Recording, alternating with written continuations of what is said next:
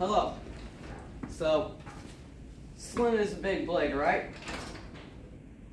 And it goes through about anything, but over time that edge gets dull. So I'm going to be showing you how to sharpen the edge. First, you just want to remove all the dirt and stuff that's on it.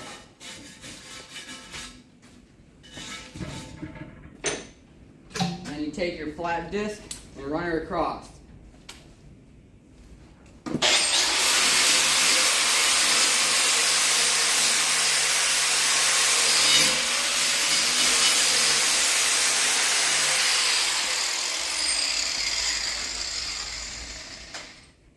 Just like so.